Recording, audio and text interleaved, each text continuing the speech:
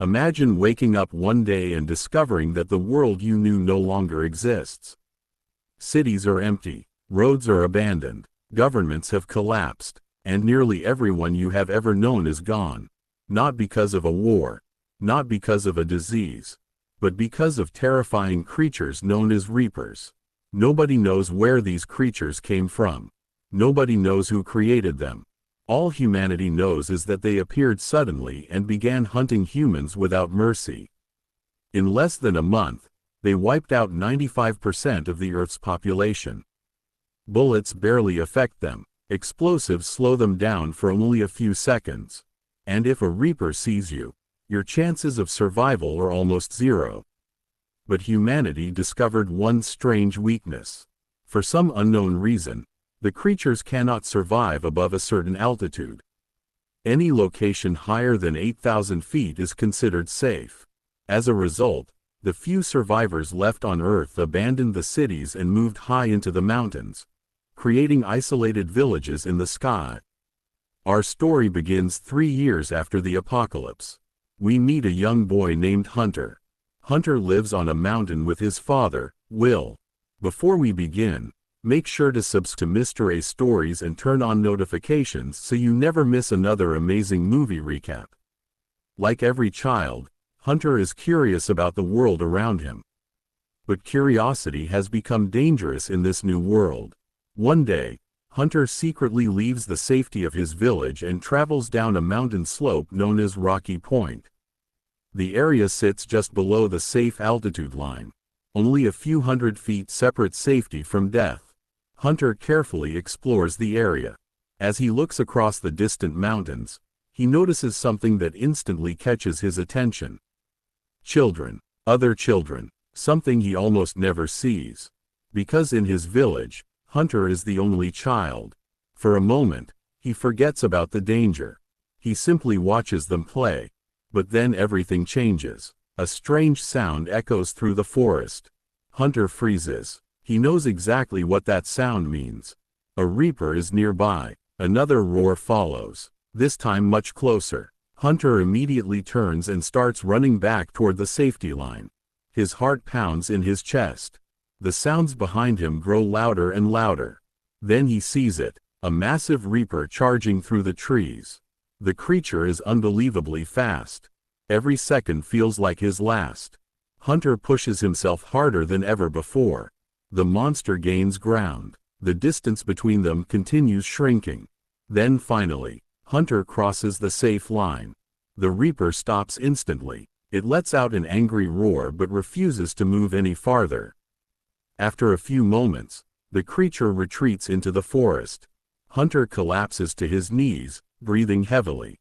He survived, but only by a few seconds. We then see the mountain village where Hunter lives. The settlement is small but surprisingly organized. Nearly 200 people live there. The survivors have built homes, farms, storage areas, and defensive positions. Everyone knows that staying alive requires strict rules. One mistake can mean death. Hunter eventually returns home, where his father Will immediately notices that something is wrong. Will asks his son what happened. After some hesitation, Hunter admits the truth. He crossed below the safe line. Will is upset, but instead of yelling, he calmly explains how dangerous that decision was. Hunter apologizes and explains that he only wanted to see the children living on the neighboring mountain. Will understands. Hunter has spent most of his life isolated from other kids. Deep down, he knows his son is lonely. But in this world, safety comes before everything else. Afterward, Will heads out hunting with his close friend Katie. Food is never guaranteed anymore. Every hunting trip matters. Fortunately, they manage to bring down a deer. As they carry the animal back toward the village, Katie asks Will about Hunter. Will explains what happened earlier. Katie isn't surprised. She tells him that Hunter is growing up and naturally wants friends his own age. She also points out that living in isolation affects everyone differently. Some people adapt. Others slowly break under the loneliness. Will silently listens. Deep inside, he suspects something else. Hunter wasn't just looking at other children. He was looking toward the place where he last saw his mother. And that memory still haunts him every day. Not far from Will's home lives a woman named Nina. Unlike most survivors, Nina hasn't given up on understanding the creatures that destroyed the world. She is a physicist and researcher who spends most of her time studying pieces recovered from dead reapers. While everyone else focuses on survival, Nina focuses on answers. Every day she performs experiments, testing different materials, weapons, and ammunition. She believes that somewhere inside the monster's design lies a weakness. A weakness that could save humanity. The following morning, Will wakes up thinking about his wife, Tara. 3 years have passed since she disappeared, but the memories still feel fresh.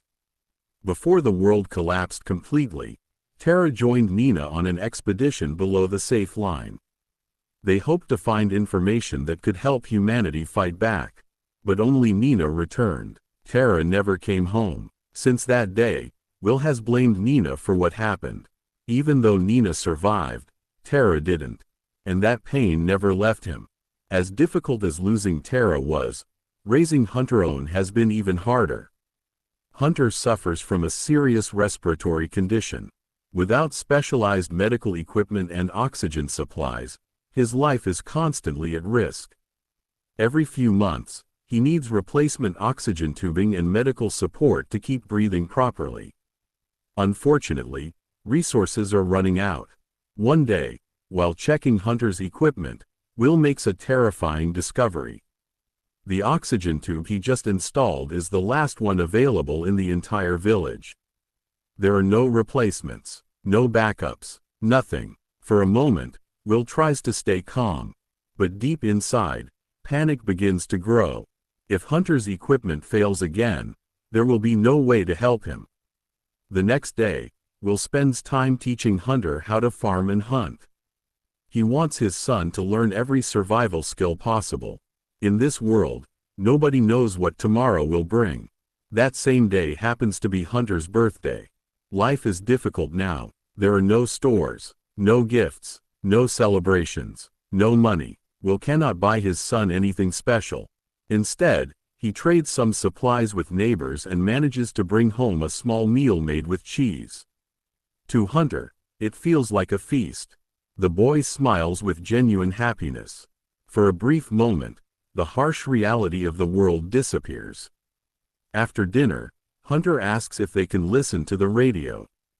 Will gently refuses. Electricity is precious. The village depends entirely on solar power, and winter is approaching. Every bit of energy must be conserved. Later that evening, Will sits outside with Katie. The two quietly watch the sunset over the mountains. Katie asks him a simple question. If the world never ended, what would you be doing right now? Will smiles sadly. He thinks about his old life. His family, his friends, the simple things people once took for granted. Then he says that he would probably be watching hockey with Tara and spending time with people he loved. For a moment, neither of them speaks. The silence says everything. That night, disaster strikes. Hunter suddenly suffers a severe breathing episode. His oxygen levels begin dropping rapidly. Will rushes to help him. Using emergency medication, he manages to stabilize his son. But the treatment will only work for a few days. 5 days at most. After that, Hunter will need proper medical supplies. Will realizes something terrifying. Time is running out. If he does nothing, Hunter will die. The only place that might still have the equipment he needs is Boulder City. A city located far below the safe line. A city surrounded by reapers. A city that most survivors would never dare approach. The journey is practically suicidal. But Will doesn't have a choice. The next morning, he visits Nina. Despite blaming her for Tara's death, he knows she is the most experienced person available. She has traveled beyond the line before. She understands the creatures better than anyone. And if anyone can help him survive the trip, it's her. When Will explains his plan, Nina immediately rejects it. She tells him the roads leading to Boulder are filled with monsters. There is no safe route. No shortcuts. No easy way through. Every path eventually drops below the altitude line. Will insists he knows a mountain route. Nina shakes her head. She has memorized the maps. She knows the terrain, and according to everything she knows, every route leads into danger. Will finally reveals the truth. Hunter needs oxygen. Without it, he won't survive. For the first time, Nina hesitates. She understands exactly what that means. Still, she refuses. She remembers what happened during her last expedition. The screams, the deaths, the monsters. She survived only through pure luck. She has no desire to test her luck again. Will's frustration finally explodes. He tells Nina that Tara died because of that expedition. Because of her. And now she owes him. If there is even a small chance to save Hunter, she needs to help. The words hit Nina hard. After Will leaves, she sits alone thinking about the past. Thinking about Tara. Thinking about the day everything went wrong. And eventually, she makes her decision. She will go. Meanwhile, Will begins preparing for the journey. He asks a trusted neighbor to watch over Hunter while he is gone. Then he visits a friend named Tom. Tom provides weapons, ammunition, and specialized rounds designed to slow Reapers down. They won't kill the monsters, but they might buy a few precious seconds. And in this world, a few seconds can mean the difference between life and death. Just as preparations are nearly complete, Katie learns about the mission. She is furious that Will didn't tell her. Without hesitation, she announces that she is coming too. Will immediately objects. The trip is far too dangerous. But Katie refuses to back down. She explains that she is tired of spending every day trapped on the mountain. She wants to help. More importantly, she wants to protect Will. No matter how much he argues, Katie refuses to change her mind. And soon, the expedition gains its third member. Before leaving, Nina gives the group a strange handheld detection device. According to her research, the device can sense unusual energy signatures emitted by nearby Reapers. It's not perfect, but it might give them enough warning to avoid walking directly into a monster. Soon, Will, Nina, and Katie finally reach the boundary line separating safety from danger. For a few moments, nobody speaks. Crossing this line means entering the territory of the Reapers. One wrong move could get them all killed. Nina activates the detector. The screen remains clear. No monsters nearby. For now, the group begins moving carefully through the wilderness. Hours later, they discover the remains of an abandoned military vehicle. The truck has clearly been sitting there since the early days of the invasion. Will searches for ammunition and useful supplies. Katie finds weapon attachments that could improve her chances in combat. Meanwhile, Nina studies markings left behind during previous encounters with the monsters. As they continue walking, tension begins building inside the group. Nina still believes Katie shouldn't have joined them. She bluntly tells her that she's inexperienced and doesn't understand the horrors waiting below. Katie immediately becomes defensive. A heated argument breaks out. Nina explains that she has personally watched Reapers tear people apart. She has seen entire groups disappear within seconds. Bullets rarely stop them. Fear rarely slows them. And once they begin hunting someone, escape becomes nearly impossible. Katie refuses to be intimidated. She insists that she can take care of herself. Will eventually steps between them before the argument gets worse. The journey continues. Several hours later, they approach an old ski resort located close to the critical altitude zone. Everything seems quiet. Too quiet. Then suddenly the detector starts reacting. A warning signal flashes across the screen. A Reaper is nearby. Everyone freezes. Nina scans the forest. At first she sees nothing. Then she notices movement. Trees shaking in the distance. Branches snapping. Something enormous is moving toward them. And it's moving fast. Will immediately suggests running toward the safe line. But Nina calculates the distance and realizes they won't make it in time. Instead, she points toward an abandoned cable car system. If they can reach it, they might gain enough altitude to escape. Katie hates the idea. The system looks unstable, but there isn't time to argue. The monster is already approaching. Will races toward the control station. His hands shake as he desperately tries to restart the machinery. Behind him, Nina prepares her weapon. The forest suddenly explodes with movement. A gigantic reaper bursts through the trees. For the first time, Katie sees one up close, and immediately understands why everyone fears them. The creature is massive, its movements are unnatural, its body seems almost mechanical, and its glowing energy pulses beneath armor like skin. Katie fires a projectile at the creature. The shot lands directly on target. Nothing happens. The monster doesn't even slow down. It keeps charging. Meanwhile, Will finally manages to activate the cable car. The machinery groans back to life. Nina jumps aboard. Will follows, but Katie is still too far away. The Reaper closes in behind her. Every second matters. Katie sprints as fast as she can. The monster reaches out. Just as it seems she's about to die, she leaps toward the moving cable car. For one terrifying moment, she hangs over open air. Then Will grabs her arm and pulls her aboard. The group escapes, but the danger isn't over. The Reaper begins attacking the cables themselves. Metal snaps. The entire system shakes violently. Everyone struggles to keep their balance. The creature slashes again. The cable finally breaks. The car suddenly drops. All three survivors crash onto the mountainside. Pain shoots through their bodies. But they are alive. Without wasting time, they scramble toward higher ground. The Reaper follows for a short distance. Then suddenly stops. The altitude has become too high. The creature roars in frustration before retreating into the darkness. That night, the exhausted group takes shelter inside an abandoned mountain cabin. Nobody sleeps well. The encounter left them shaken. As they sit around a small fire, Katie finally asks the question that has been bothering her. Can these things actually be killed? Nina stares into the flames. Then she admits the truth. Nobody knows. The Reapers appeared all over the world almost simultaneously. Human civilization collapsed too quickly for scientists to study them properly. Within a single month, 95% of humanity was gone. Research stopped. Governments disappeared. Communication networks failed. And every attempt to understand the creatures ended in disaster.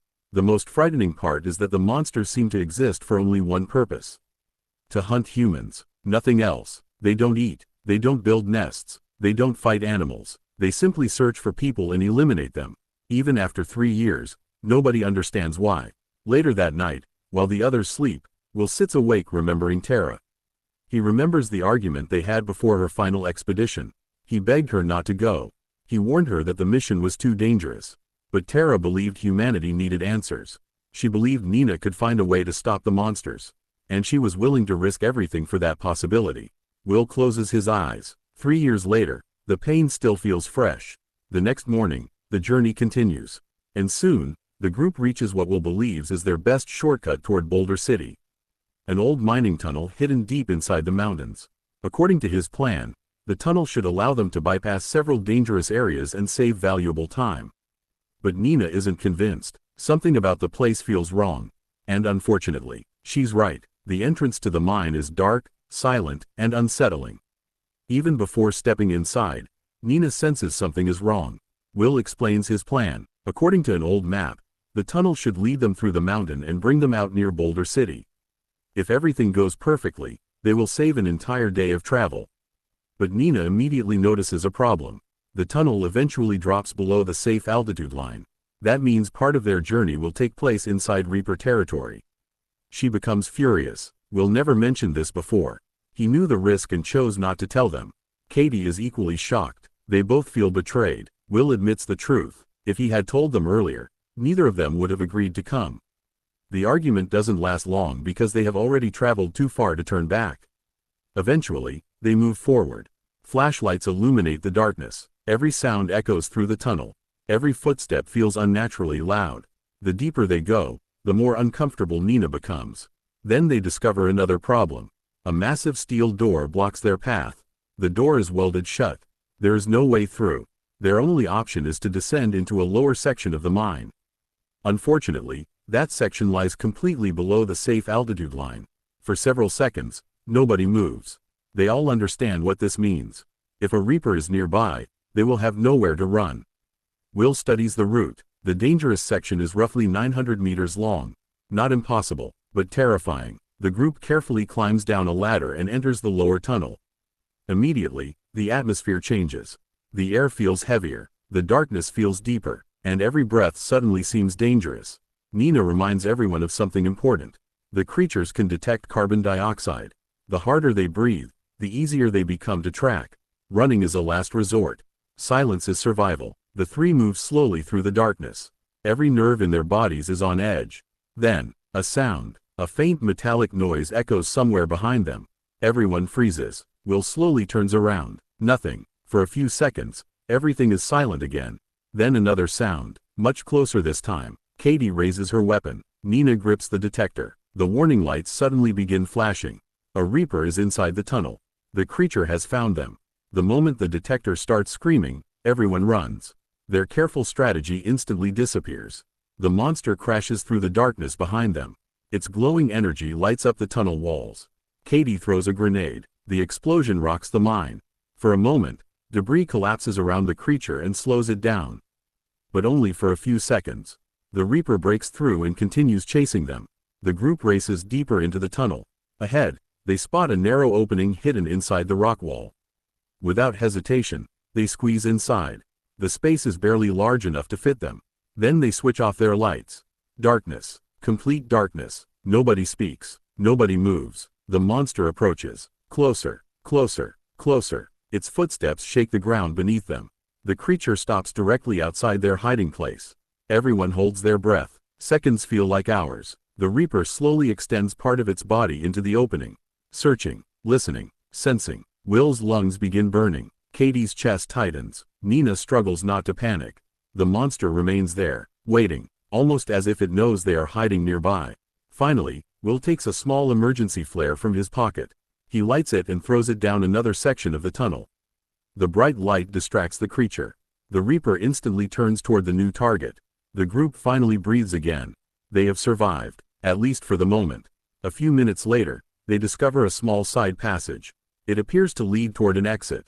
Hope returns. Katie volunteers to go first. She carefully climbs through the opening.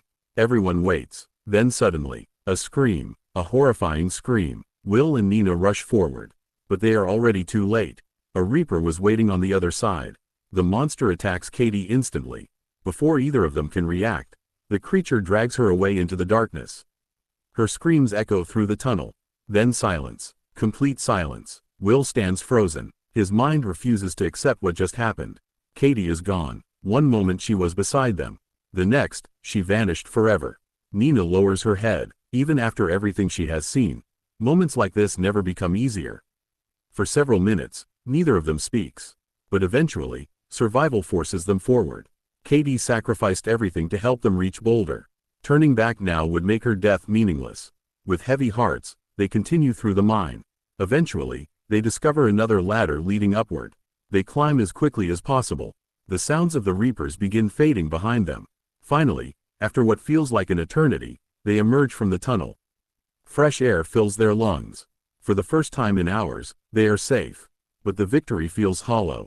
Katie is dead, and the journey is far from over. That night, they take shelter inside an abandoned house. Neither of them can sleep. Will keeps replaying Katie's final moments over and over again. The guilt is unbearable. He blames himself. If he had chosen a different route. If he had been faster. If he had never asked her to come. Maybe she would still be alive. Nina sits beside him and quietly shares his grief. She admits that she had started to care about Katie. Despite all their arguments, Katie brought life and optimism wherever she went. The silence inside the house feels much heavier without her. But during that conversation, Nina finally reveals something important. Something that could change everything. A theory about how the Reapers might actually be killed. The next morning, Will and Nina continue their journey toward Boulder City. The road ahead is eerily quiet. No animals, no people, no signs of life, only abandoned buildings slowly being reclaimed by nature. Hours later, they finally arrive at the outskirts of Boulder. The city looks like a graveyard. Thousands of cars remain frozen where their owners left them years ago. Storefronts are shattered, windows are broken, and every street serves as a reminder of humanity's collapse. The silence is almost unbearable. For Will, this place feels like a glimpse into the end of the world.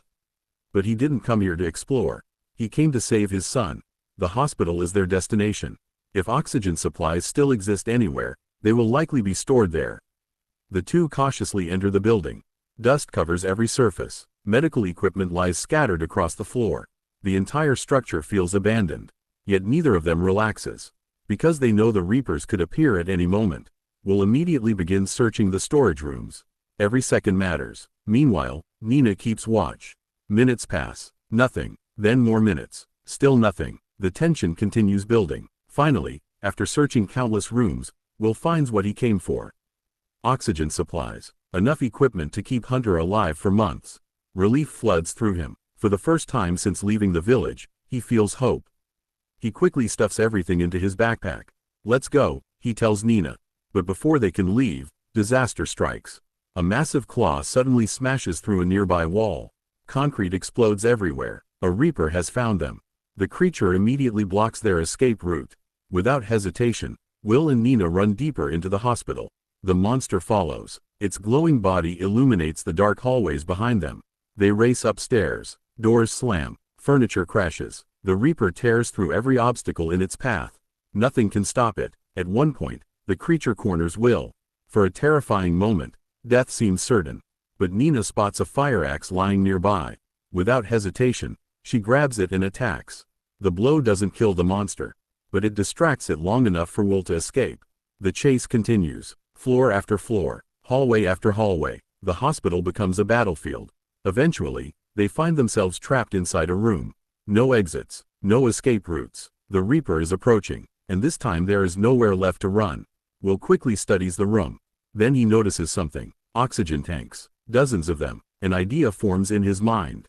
It is dangerous, possibly suicidal, but it might be their only chance. Nina understands immediately. Together, they prepare the trap. The Reaper smashes through the doorway. The room shakes violently. The creature advances. Closer, closer, closer. Then Will ignites the oxygen tanks. A massive explosion erupts throughout the room. Fire consumes everything. The shockwave tears through the hospital. Windows shatter. Walls collapse. The Reaper is thrown backward with incredible force. For several seconds, neither Will nor Nina can hear anything. Only ringing fills their ears. Then the dust begins settling. Slowly, they look toward the creature.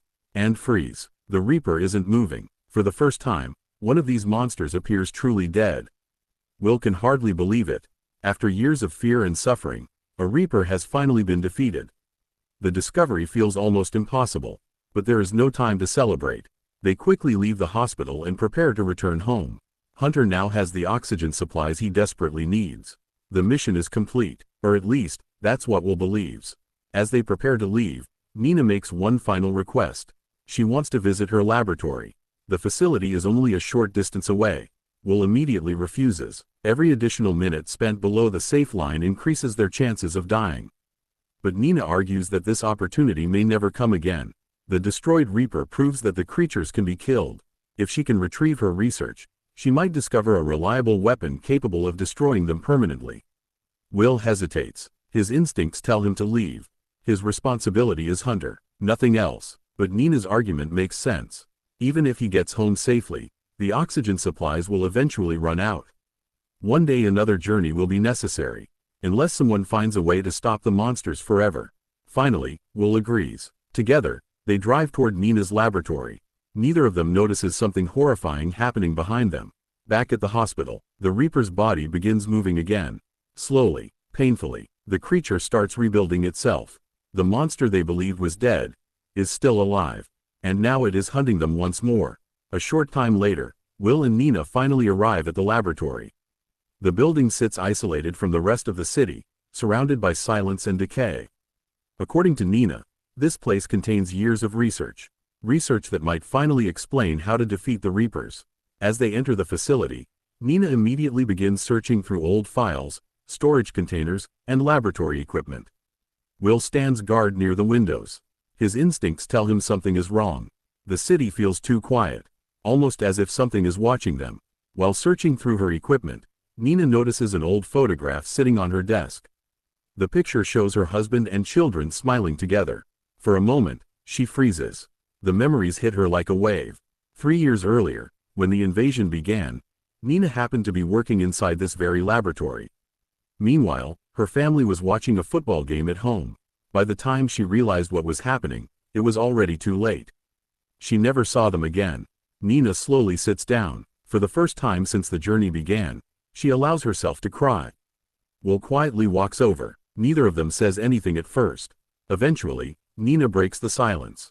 She tells Will that losing Tara must have felt just as painful. Then she apologizes, not for surviving, but for involving Tara in the expedition that cost her life. Will looks at her for a long moment. For years, he blamed Nina for everything. For Tara's death, for his loneliness, for Hunter growing up without a mother. But standing here now, he realizes something. Nina lost everything too. She has been carrying her own pain all these years. Finally, Will tells her the truth. He doesn't blame her anymore. The decision Tara made was her own. And no amount of anger will change the past. For the first time in years, both of them feel a small sense of peace. But there is still work to do. Nina quickly returns to her research. She explains her latest theory. The outer armor protecting the Reapers appears to contain enormous amounts of energy. Because of that, conventional bullets fail to penetrate their defenses. However, certain chemical reactions involving magnesium compounds may interfere with the creature's energy systems. If her theory is correct, she may have discovered a way to kill them permanently. Excited, Nina begins testing different combinations. The first attempt fails, the second attempt fails, the third attempt fails, but she refuses to give up. Meanwhile, Will becomes increasingly nervous. The longer they stay here, the greater the danger becomes. Eventually, he tells Nina that they need to leave. Hunter is waiting. The oxygen supplies must be delivered. Nina understands, but she isn't finished. She insists on staying behind a little longer. She believes she is close to a breakthrough. Will doesn't like the idea, but he also knows he can't force her to leave. After a difficult conversation, they agree to separate. Will return to the village. Nina will continue her research. Once she succeeds, she will follow. Reluctantly, Will gets into the vehicle and drives away. Back at the laboratory, Nina continues working. Minutes later, her detector suddenly activates. A warning signal. Something is nearby, very nearby. Nina immediately grabs her weapon. Then she hears it, the unmistakable sound of a Reaper. The monster has found her. Moments later, the creature crashes through the forest surrounding the laboratory. Nina opens fire. The shots hit their target. But as usual, they have little effect. The Reaper keeps advancing. Closer, closer, closer. Nina retreats deeper into the facility while continuing her experiments. Then suddenly she notices something. One of her modified rounds produces a different reaction. The creature actually responds. Not much, but enough to give her hope. Meanwhile, Will is racing toward home. Suddenly he notices movement ahead. Another Reaper appears directly in his path. He slams on the brakes. Before he can react, a second creature emerges from the forest. Then a third. Will is surrounded. His heart sinks. There is no escape. He opens fire repeatedly. The bullets do almost nothing. The monsters continue closing in. For a moment, it seems like this is the end. Then flames erupt behind the creatures. A powerful explosion shakes the area. One of the Reapers collapses. Completely destroyed. Will stares in disbelief. Nina appears from the trees carrying modified ammunition. She did it. She found the solution. Together, they begin fighting back. This time the creatures are not invincible. Each successful hit triggers violent reactions inside their bodies. One by one, the Reapers fall. For the first time in years, humans are winning. After the battle ends, Will and Nina carefully examine the remains. And what they discover changes everything. The Reapers are not biological creatures. They are machines, advanced machines, artificial constructs designed for a specific purpose. Suddenly many mysteries make sense. Why they never eat, why they never sleep, why they never behave like animals. They were programmed, created by someone, built for extermination. The question is no longer how they work. The question is who created them. Unfortunately, no answers are found. Not yet, but humanity finally has something it hasn't had in years. Hope. Will and Nina return to the mountain village. Hunter runs toward his father the moment he arrives. The two embrace tightly. For Will, every sacrifice was worth it. His son is safe. His mission is complete. Soon afterward, Nina shares her discovery with the rest of the survivors. She teaches them how to create the modified ammunition, how to target the creatures, how to fight back. For years, humanity could only hide. Now, for the first time, humanity can resist. Groups of survivors begin organizing hunting teams. Warriors cross the safety line carrying the new weapons. The age of running away is finally over. And humanity's fight for survival is only beginning. That is where this incredible story comes to an end. If you enjoyed this movie recap, don't forget to leave a like and subscribe to Mr. A Stories for more amazing movie recaps every week. And tell me in the comments, If you were living in this world, would you stay safe in the mountains? Or risk everything to fight the Reapers? Thanks for watching, and I'll see you in the next story.